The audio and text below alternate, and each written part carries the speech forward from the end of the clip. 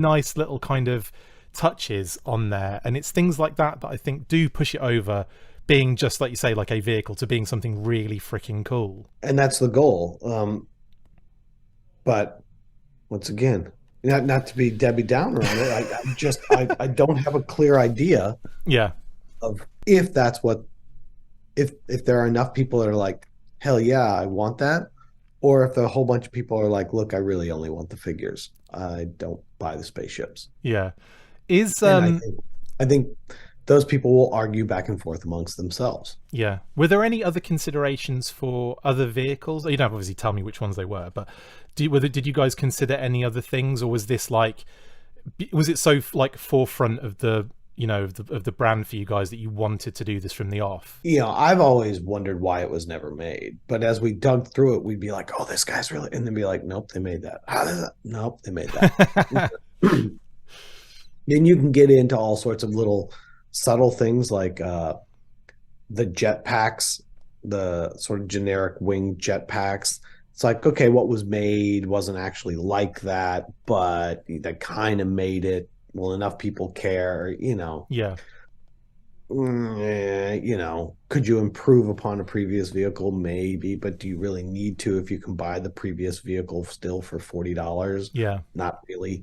That's always the fine line too, which is I can take an old something, retweak it, make it cool, and get it out to you again. But the price for me to do so, it's like people would ask me all the time on Shogun Godzilla.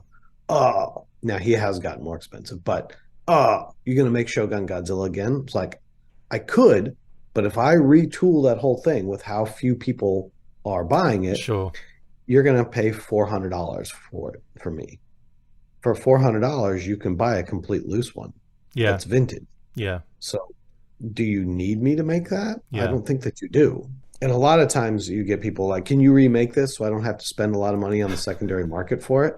And it's like, well, that doesn't really work either. Yeah. Well, you're not made. It's not Because made the to moment I order. make it, the one in the secondary market's going to theoretically going to drop, and then I'll buy that one. Why would I buy yours? Yeah, It's the yeah. same price as the vintage one. There's an interesting balance to all of this, isn't there, as well? Like it's an odd ecosystem that's constantly forever changing.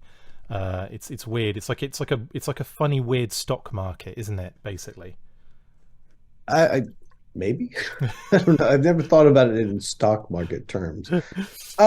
It's just an interesting thing where it as I think that the perception, of course, is that we're this huge company. And granted, we've in terms of independent toy manufacturers, yes, we are. But the reality of what we are compared to actual toy manufacturers is still, you know, Yeah. we're a flea on the dog. Right. Like, it just happens to be, this is the window that you're looking into. So you're like, oh, okay, this is huge. And it's like, well, all things are relative. I feel like I'm being so negative about it. I'm not trying to be, but it's like, and I'm harping on this. Yeah. It's just, it's just It's the reality, and the reality is that this is far smaller and far more expensive than most people want to believe yeah, because they're excited about it. yeah. If That's a you good make point. that, everybody would buy it. Well, no, everybody will not buy it. A Everybody very might be small group of excited. people will Yeah, buy it. yeah. And then That's even of those small group of people, there's any number of factors that keep them from buying or not buying it, depending on what else they're buying. yeah, yeah. Absolutely. And you're right. It's like it's the niche of a niche scenario. It keeps getting smaller and smaller and smaller as you kind of go